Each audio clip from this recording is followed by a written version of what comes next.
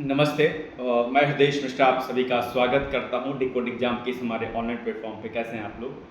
देखिए, आज आपसे कुछ पढ़ाई लिखाई की बातें नहीं होंगी, कुछ मैं आपको विषय नहीं समझाऊंगा। करंट अफेयर्स का वो जो है एक्साइटमेंट वाला जो क्लास हमारी होती है मॉर्निंग वाली, उसके बारे में हम डिस्कस नहीं करेंगे। आज हम डिस्कस करेंगे दरअसल आपके जीवन से संबंधित कुछ अनछुए पहलू जो आपको टच करती हैं, जो आपको टच करने पर आपकी चीज़ों को बहुत अजीब सा महसूस कराती हैं।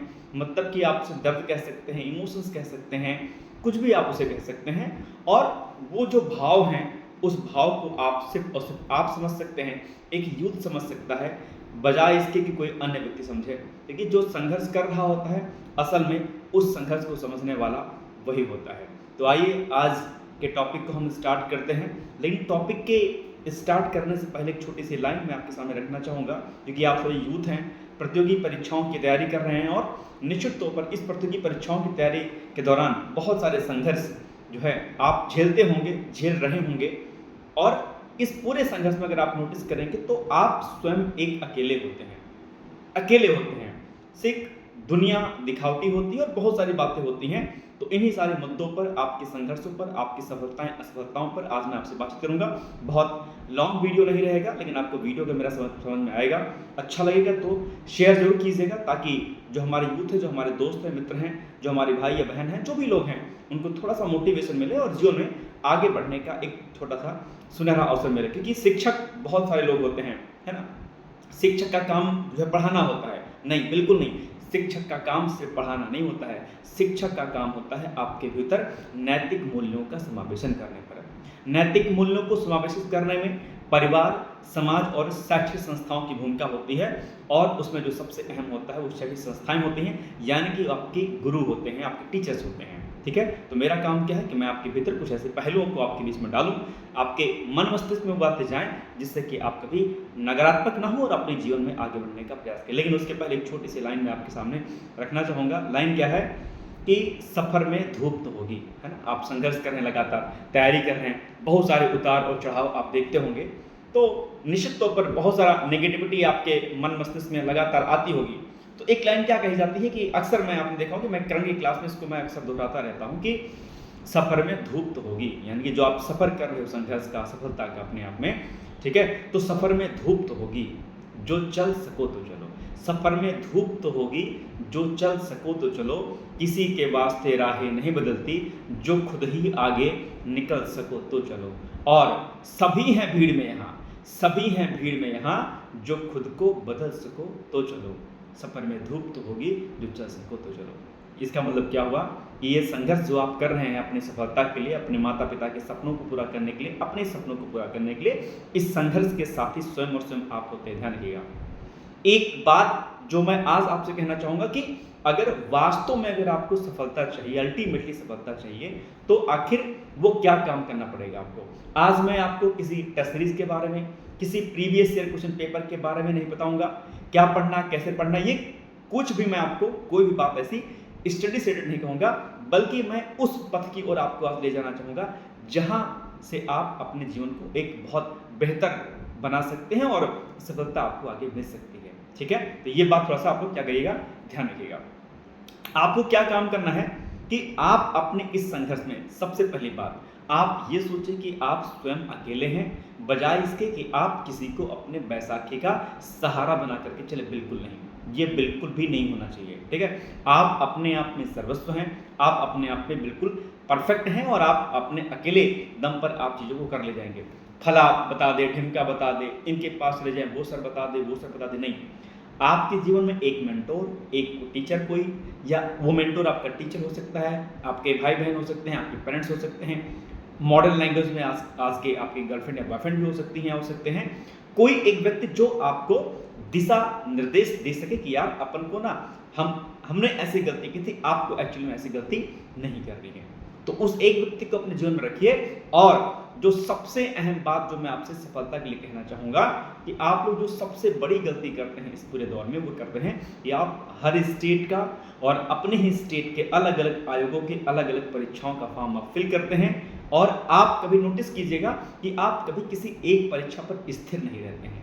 अपने मन और मस्तिष्क से आप आज मेरी बात पर जरा गौर कीजिएगा कि क्या वास्तव में एक साल आपने लगातार किसी एक परीक्षा पर दिया है क्या?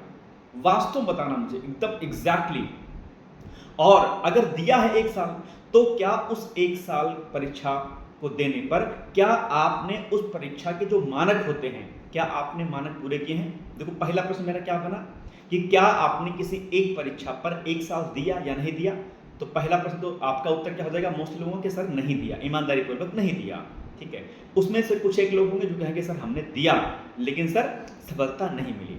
तो अब आप ये नोटिस कीजिए कि अगर आपने नहीं दिया है एक साल तो पहली गलती आपकी होएगी कि भाई आपने एक साल नहीं दिया, आपने अलग अलग आयोगों के अलग अलग स्टेट के अपनी परीक्षाओं को दिया और इसका जो प्रतिफल मिला आपको, एक तरीके पर प्रतिफल तो नहीं कहेंगे, इसका जो रिजल्ट आपको मिला वो ये मिला कि आप किसी भी परीक्षा में, किसी भी स्टेट या किसी भी आयोग की परीक्षा में आप सफल नहीं हो सके, क्योंकि आपने किसी एक परीक्षा को उचित समय नहीं दिया जो परीक्षा का मानक होता है और जो परीक्षा की क्या होती है, डिमांड होती है।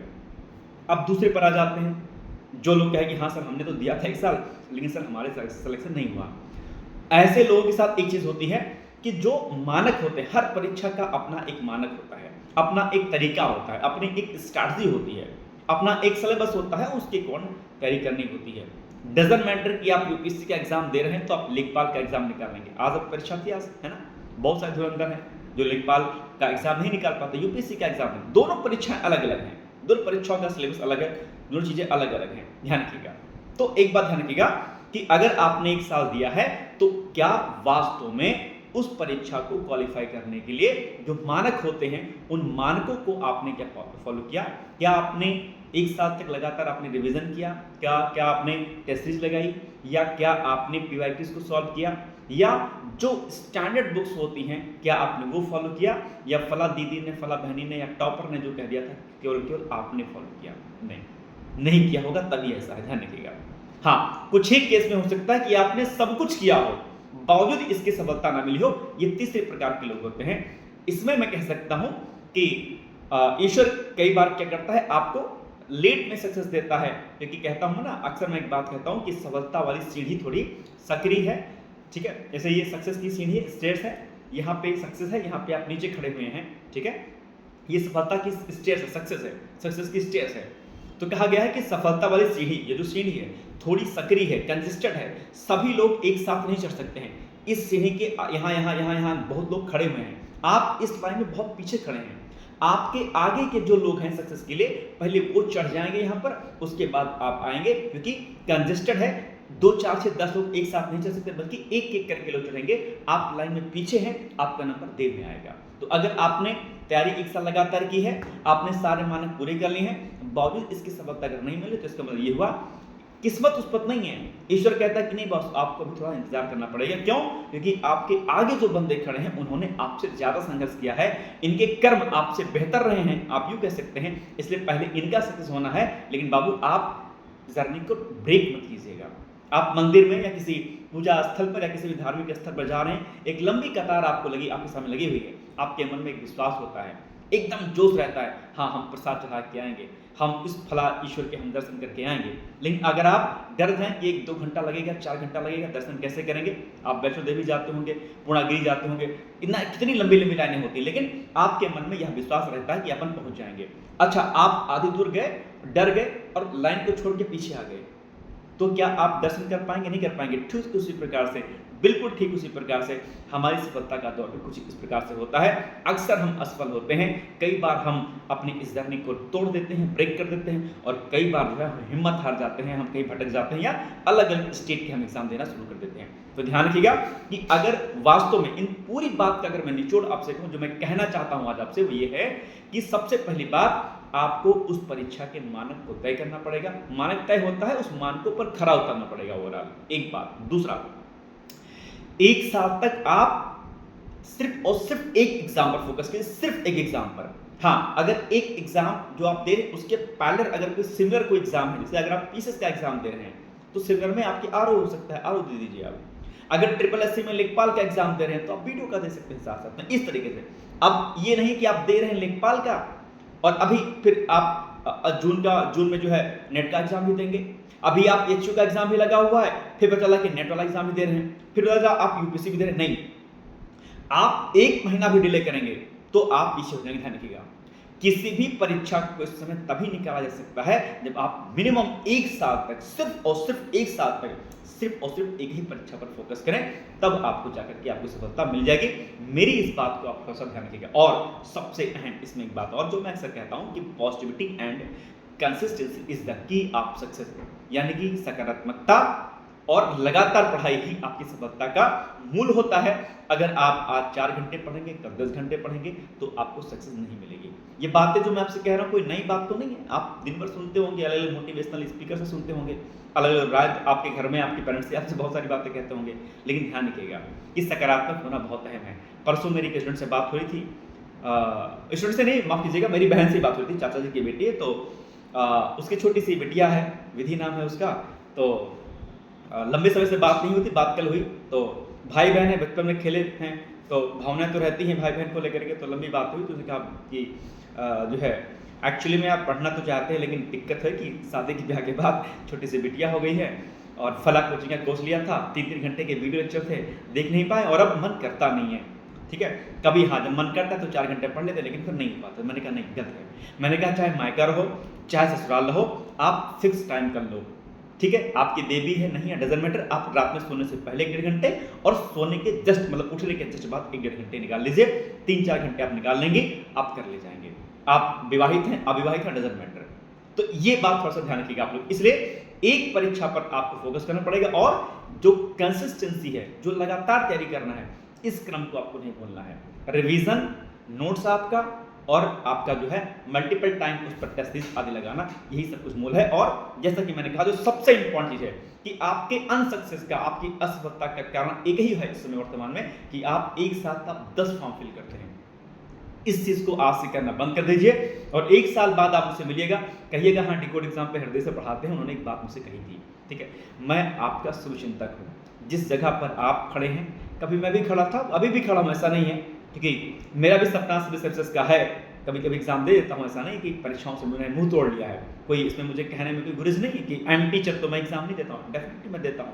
कितने सारे अध्यापक हैं जो पढ़ाते पढ़ाते सक्सेस प्राप्त कर लिए हैं, है ना। बहुत सारे एग्जाम्पल हमारे हैं। यूपीएससी हिंदी में गौरव सर को देख लीजिए, जो है इलाहाबाद की कोचिंग है, तो मुझे ध्यान नहीं आ रही है, उसके एक टीचर थे यूपीएससी में क्रैक कर, बहुत सारे ऐसे एग्जाम्पल आपके सामने दिखाई देते हैं। मैं भी तैयारी करता हूँ, तो कहीं ना कहीं हूँ, भले ही मैं एक शिक्षक हूँ, हाँ आपसे कह सकते हैं कि आपसे सोचने समझने की क्षमता थोड़ी ज़्यादा मेरे भीतर विकसित हो गई है, आप यूँ कह सकते हैं। लेकिन परीक्षा तो मैं भी देता हूँ, तो संघर्ष में तो मैं भी हूँ, आप भी हैं। तो आपके संघर्ष को मैं महसूस कर सकता हूँ और मैं छू सकता हूँ आपकी उस संवेदनाओं को, जिस संवेदनाओं की कदर आज का समाज नहीं करता है।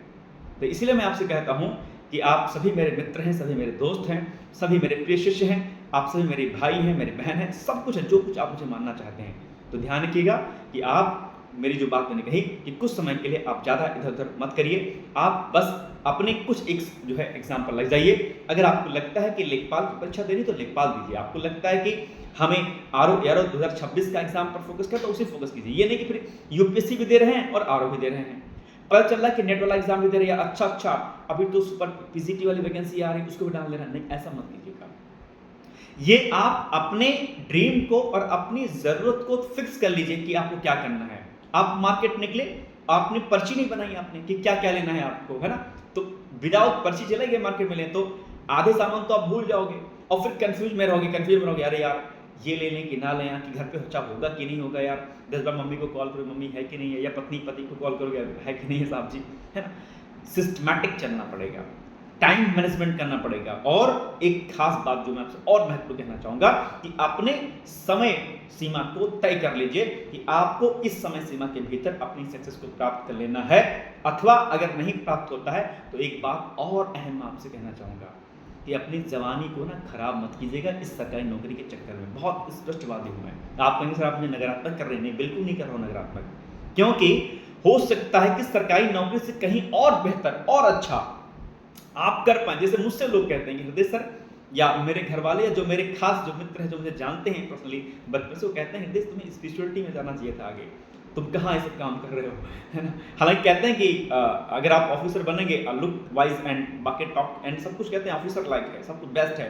टीचिंग को लेकर के मेरे सारे मित्रों ने कहा तो मैंने टीचिंग ज्वाइन कर लिया। उन्होंने कहा कि नहीं आपको और इससे आगे जाना है, उन्होंने कहा कि आपको बंधना नहीं है, आपको खुले आसमान में जीना है।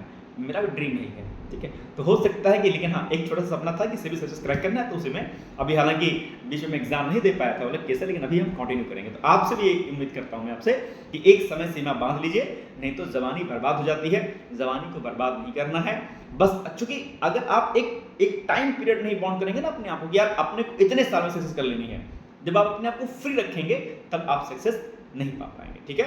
तो ध्यान रखिएगा। और एक बात मैं अक्सर कहता हूँ कि जब भी आप सुबह या शाम में जब भी आप लंच या डिनर करिए, तो जब आप अपने थाली से खाने के निवाले को अपने मुंह तक ले जाते हैं, तो इस थाली से और इस मुंह तक ले जाने के बीच में जो एक पिता या माँ का या भाई या बहन का या जो भी आपका लालन पालन करते होंगे, उनका क्या संघर्ष रहा है, इस संघर्ष को थोड़ा सा महसूस कर लेना ज़्यादा यहाँ पर अपने आप का है ना।